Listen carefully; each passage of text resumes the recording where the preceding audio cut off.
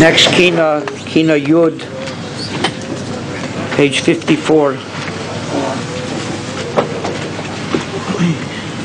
Eicha Yoshva Chavatzeles HaSharon.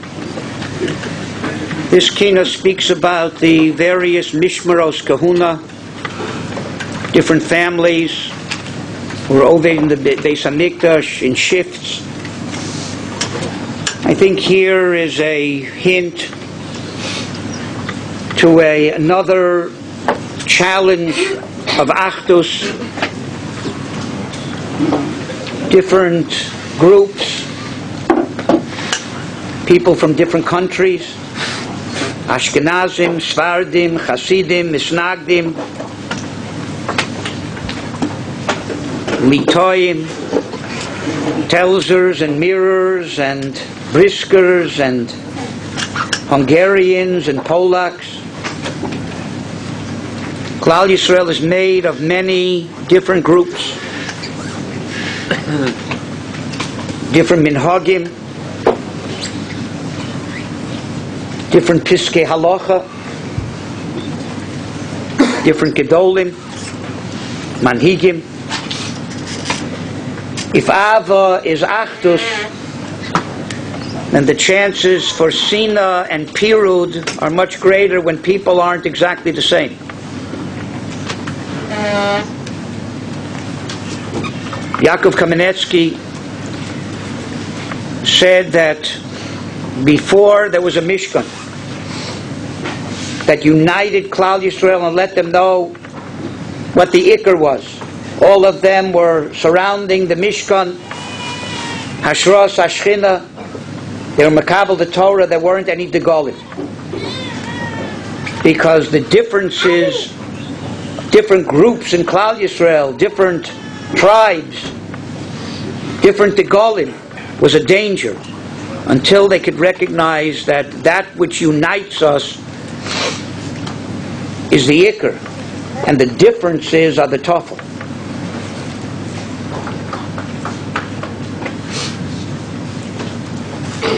Sefer Abris, Shar Avas Reim says this is one of the major contributors to Sina Sina. People hate people from different countries than they are. Ashkenazim hate Sfardim. His time too. Sfardim hate Ashkenazim.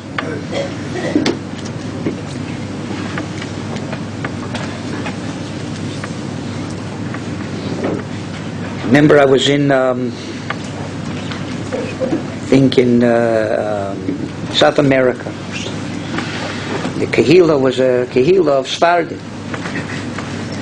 And I remember one of the older women there, could hear her talking about me. Oh, that's the Ashkenazi. So the Haflaya doesn't go only one way. It goes both ways. So where Ashkenazim are barov, so then the Sfardim feel discriminated against. And where the Sfardim are barov, the Ashkenazim feel. But that's a contributing factor to Sina Sina. Risham Shonfal Her says that one of the causes of Sina is when a person feels threatened by somebody else. You're different than me. Feel threatened. People can only feel threatened from people different than them if they don't really appreciate who they are. The Vilna Gaon said in Nevuah, he said that in the door of Ikvus of the Mashiach, the door will be a door chitzoni, with musagim chitzonim v'shitchim. Before Mashiach comes, the generation will be a very shallow, everything external. The Michtav Eliyahu puts it in more specific terms. He says we live in a generation of the theater. Everybody's putting on a show. But what really is important, people don't know. They don't know what's beyond the outside show. The Ramchal already gave Musar to his generation. of people who went through the motions of even learning. But they were so involved with the chitzonius of it, never bothered, as he says in Mesilas Yesharim, with Yiras Shamayim, with Chasidus, real Chasidus. It all was just a facade. All was just a chitzonius. And when that happens, people feel threatened by other people who aren't exactly like them.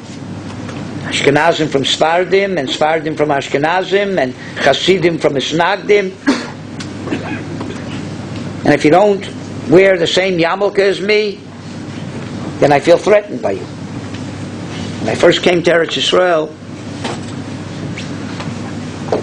so the different communities here tried to convince me that I should be on their side or whatever, because whatever you find in Eretz Yisrael is nothing like America. I couldn't make conclusions here from what I knew in America. This is a different place. So someone told me, you should know over here, whoever wears a black yarmulke is anti-social, anti-Israel, anti-everything pretty much you can imagine. This was before virtual reality. So I said, it's hard for me to believe that just putting on a black yarmulke makes a person think like that. They said, no, it's true, you'll see. And then, about a week later, one of my children came home from Cheder. And he said, Tati, we learned something very, very important today. Our Rebbe told us that anyone who wears a kippah sruga can't be a Yirei Shamayim. He said, and we know why? I said, no, why? He says, because the Yirei Shamayim scrapes through the holes.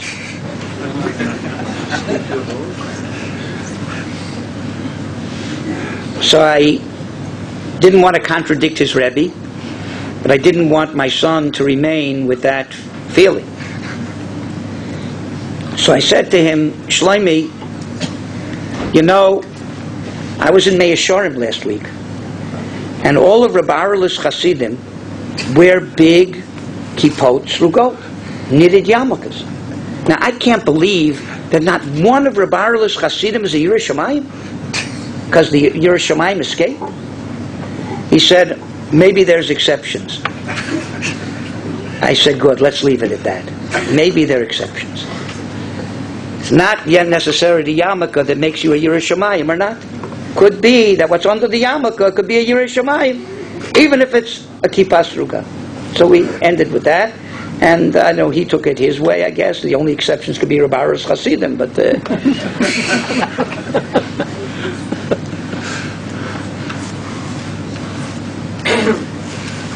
That's what the Netziv says. When you live such a shallow external existence, then you're choshed that everybody who's not exactly like you is an apikoros, and it's a duki. And that's why there was tremendous sinas chinam in Bayesheni, because everybody was choshed everybody else for being a tzeduki and apikoros. And there are definitely things that people do that need tikkun. No group, except for tells maybe, but otherwise, no group doesn't need some kind of tikkun. There's always place for musar, for tochacha. Any Ahava that doesn't have tochacha is not real Ahava. So say Chazal. But there's a difference between tochacha because you care for somebody else and bittul, where you consider the other person apikoros. Consider them totally out of the picture. I always say that that's the problem. People who don't appreciate who they are feel threatened by other people. And the only way that they can feel secure is by knocking down other people.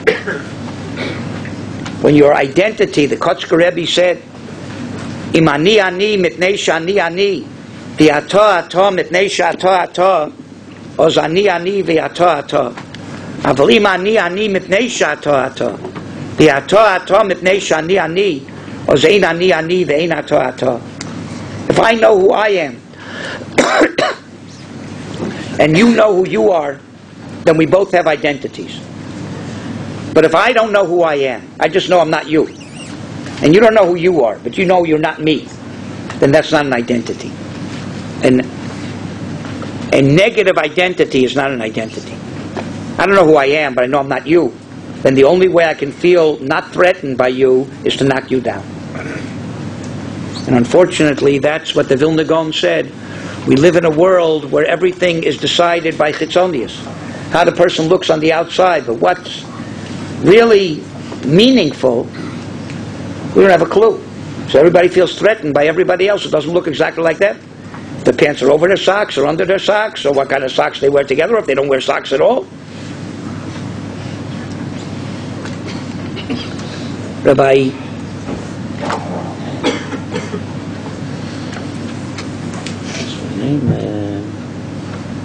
whatever, the psychologist, Rabbi Tversky, thank you. Rabbi Tversky, in one of his books, says there was a person who felt extremely insecure, and that he only recognized himself by his clothing. And he was afraid to go to the mikveh because he'd forget who he was. Came Erev Yom Kippur, he had to go to the mikveh. Even Litvaks go to the mikveh of Yom Kippur. So he decided that he shouldn't forget who he is. He tied a red string around his finger loosely. So when he saw the red string, he'd remember who he was. He went into the mikveh. The string came off his finger and got tangled around somebody else's finger. They both come out of the mikveh. He's looking at the other guy with the red string on his finger. He says, "Look, I know who you are, but who am I?" When you only identify yourself by the chitzonius, then you become like the fool that the Chafetz Chaim speaks about. He said it for a different reason, but different mashal, but it fits my purposes too. A person once came to an inn. He begged the innkeeper to give him a bed for 2 hours. He'll pay him double the amount. It's a storm outside. He needs to rest for 2 hours. The innkeeper said, "I'm sorry, there's no empty rooms." He says, "There's got to be an empty bed. Maybe there's a room with 2 beds in it. There's 1 empty bed." He said, "There is. But I gave that room to a general, and I promised him that I wouldn't put anybody else in the room." He said, "Look, the general's asleep. I'm only going to spend 2 hours, from 2 to 4. The general doesn't get up at 4 o'clock. I'll come in quietly, leave quietly. He'll never know I was there, and you'll get double the amount for the whole room." He said, "Okay, but you have to promise me. I'm going to come and wake you up at 4 o'clock. You get out of that room quietly, that the general should never know you were there. Go sleep for 2 hours, 4 o'clock, the innkeeper comes, wakes him up. He gets up really fast, gets dressed, runs out of the room. As he's going out of the room, he sees the mirror in the hall. He looks into the mirror and he sees that he's wearing the general's clothing. He says, "That idiot innkeeper, he woke up the general and forgot to wake me up."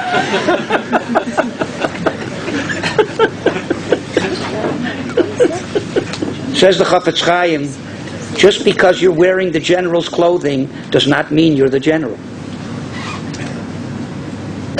But we think that the clothing makes the person, and don't think that clothing's not important. It is important. In the army, they wear a uniform. Very, very good reasons. And B'nai Torah wear a uniform, a hat and a jacket, and people, different persuasion, wear their uniform. It's important to wear a uniform, to know where you're shaykh to.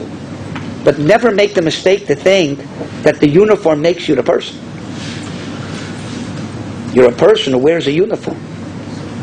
A policeman wears a police uniform.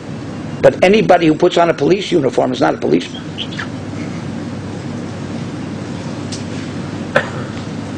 And there's a place for various groups. Klal Yisrael needs them. The Chafetz Chaim said, we're like an army. Army has different divisions. And they even wear different uniforms. The Navy doesn't wear the same uniform as the Air Force, and so on. So there is a place for different uniforms, different divisions. The Chafetz Chaim said that Lasid Lava, HaKadosh Baruch Hu is going to put all the tzaddikim on a circle. He's going to stand in the middle to show that there could be tzaddikim of all different approaches. But there are harbe drachim lamakom. Many, many drachim that are emes. And when people think that there's only one emes, and they have it, then that's not emes. It says, Ikvasa de Mashiach ha-emes ne'ederes. Ne'ederes means it won't be around. It'll be missing. And yet the Gemara says, Na'aseis adorim adorim v'holecheslo. There'll be flocks of emes. There's flocks of emes. Why is it missing? Say the Mefarshim that when emes, each flock thinks that only their way is emes, then there's no emes. The emes is from everybody together. Klal Yisrael needs chassidim, misnagdim, all different kinds of approaches to Yiddishkeit, as long as they are ne'eman to Torah shebichsav and Torah shebal peh, and have a Masorah that was built by Gedolei Yisrael. Then they're legitimate approaches. There are illegitimate approaches to Yiddishkeit too. They're not on the circle. But as long as you're on the circle, and that doesn't mean that everybody on the circle has both feet on the circle. Sometimes every group has a few toes off, or whatever. So those things need to be corrected. And that's a place for Musar. That's a place for Tochach. But not for Bittul. And there's a place for people not doing the same thing. I always say, Purim is the Yontif of Achdus. It's the only Yontif in the year when Jews don't celebrate the same day. Some on the 14th, some on the 15th. That's Achdus. Achdus is not being able to tolerate somebody who's exactly like you. That's called cloning. Achdus is where you can tolerate somebody who's not exactly like you.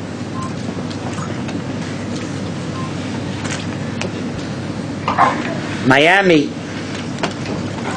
we had one shul for many years. And then a group of people broke away from that shul. It was my shul.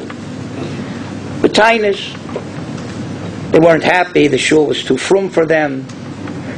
It was too yeshivish, whatever. They wanted something more, less yeshivish. Wasn't Zionistic enough.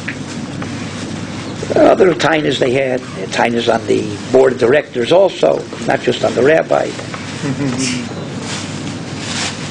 And I really felt that this was destroying Achdus in the community. And if I had reacted the way that I wanted to, initially, I probably would have gotten spears and speared these people through for destroying the Achdus in the community. But one of my Balabatim, who was himself a Kanoi, begged me not to react until I spoke to Rabbi Yaakov Kamenetsky, who was in Miami for the winter, and I spoke to him often. He said, go and speak to Rabbi Yaakov before you react. So I went to him that Motzei Shabbos, and Rabbi Yaakov told me the following. He said, I'm an old man. I know what I'm going to tell you is going to be hard to swallow, but trust me and do what I tell you. He said, you probably want to spear these people through for destroying Achdus in the community. He said, but let me tell you something that the Alter from Slobodka told me. The Alter from Slobodka said that a house that doesn't have a Beis HaKisei, the whole house stinks. You need somewhere for the psolas to go. You can't please everybody. There's always going to be bellyachers and grumpers and people who are not happy with the good things. So give a place for the psolas to go. Give a place for the waste to also be. You should help them. Give them a Kohen on Yontif if they don't have a Kohen. Give them a Sefer Torah if they don't have a Sefer Torah. Help them in every way you can. Just one thing. Never let them back in your shul. That's Achdus. Achdus is not thinking that anybody can satisfy everybody. Achdus is where there's a place for the psolas to go also. And it's not only psolas, it's a place other ways also. That is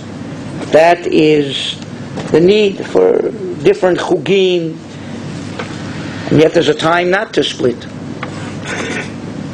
The Chafetz Chaim writes terribly against the pilugim in Eretz Yisrael, how much it's mitzayer him to know how much there is dissension and how many different groups there are here, how many different parties there are amongst Frum Yid. And that's not Achdus. That's taka l'shem pilug. Say that the Belzer Rebbe, when he first came to Eretz Yisrael, so he settled in Tel Aviv, and they were going to get him a shochet from Yerushalayim to shech for him. He refused. He said, "There's a kehila here. The kehila has a shochet, and I'm going to be makabel the shochet of the kehila for the sake of Achdus." That's the halacha. Halacha, you come to some place, you're makabel the Morad Asra, and you're makabel his shochtim, and to go bring a shochet from Yerushalayim would be a terrible thing. Turned out that the shochet was a fine shochet anyway. It would have probably better than the shochet in Yerushalayim. But he didn't meet the shochet first. Just on the idea that this is what a kehila is. You give a koved to the Morad Asra of the kehila. You don't start bringing in things from the outside because you want to be machmir. That's what Achdus is. Concentration camps, Jews were forced to be together. They didn't have the luxury of being this one, his group, and this one. They all were thrown together. One thing brought them together, and a Yid from Salonika and Svardi, together with Polish Yid, and they couldn't even understand their language of each other. They were like from different worlds. But one of them started to sing a niggin, and that niggin was able to be ma'achid all of them. Sometimes when people are in situations where they don't have the luxury of thinking that ani v'afsi od, and they're thrown together with other people, they find ways of being together with other people too. Rav Moshe Shmuel Shapiro Zatzal bemoans the fact people are machmir, create chumras for themselves, which is very nice. But when you begin to think that the chumra is the halacha, and you look at the people who aren't machmir as abaryonim, as shkotzim, then it's very not nice. So people should follow what says the Shulchan Aruch. If there's a reason to be machmir, you should know the halacha is like this, and I'm being machmir. The opposite is also true. Sometimes it's necessary for a person to be mekel, whatever the reason is. And whole tziburs can be mekel in certain things. There's a need of that tzibur. But they should realize that the halacha is not like that. The halacha is X, and you're being mekel. Maybe b'rshus, with the rishus of a posik.